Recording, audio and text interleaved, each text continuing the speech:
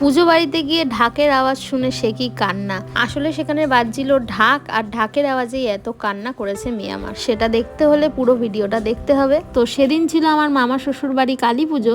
তো সেখানে যাওয়ার জন্যই আমরা তিনজন রেডি হয়ে গেছিলাম, আর পিহুর ঠাম্মি আর দাদু আগেই বেরিয়ে পড়েছিল। আর ম্যাডামকে কিন্তু আজকে আমি পরে রেডি করিয়েছিলাম, মানে আগে আমি রেডি হয়ে নিয়েছিলাম, তারপর মেয়েকে আমি রেডি করেছিলাম। তো এইবার দেখো আমরা সবাই বেরিয়ে পড়েছি। এখানে আমাদের গাড়িও রেডি, আর সমস্ত ঘরটর তালা দিয়ে নিল। এইবার আমরা যাব। চলে এসেছি আমরা মামা বাড়িতে। এতক্ষণ তো বেশ ভালোই ছিল পিহু, কিন্তু যেই সেখানে গিয়ে বসেছি আর ঢাকের আওয়াজটা পিহুর কানে এসেছে, সেই কান্না জুড়ে দিয়েছে।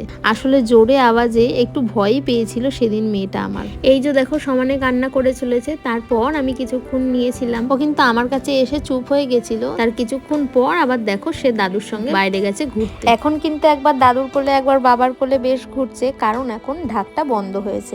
ঢাকের আওয়াজটা এখন কান পর্যন্ত পৌঁছাচ্ছে। তারপর দেখো আমরা এখানে মায়ের প্রসাদ খেতে বাইরে চলে এসেছিলাম, আর মায়ের প্রসাদ কিন্তু করেছিল খিচুড়ি। আজকে ওয়েদারটাও যেহেতু একদম পারফেক্ট ছিল, ওই জন্য কিন্তু বাইরে বসে খিচুড়িটা খেতে বেশ ভালোই লাগছিল। তারপর আমরা চলে আসি আবার ভেতরে। এতক্ষণ তো পুজো শুরু হয়নি, এবার পুজো শুরু হয়েছে।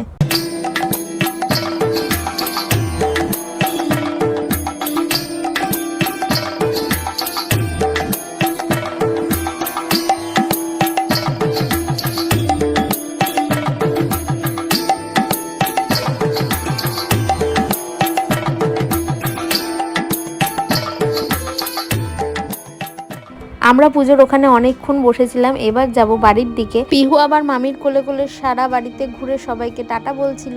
আর দেখো ম্যাডামের ঘোরা কিন্তু শেষ হয়নি। ম্যাডাম ওখানে দাঁড়িয়ে মামির সঙ্গে অনেকগুলো ফটোও তুলে নিয়েছে।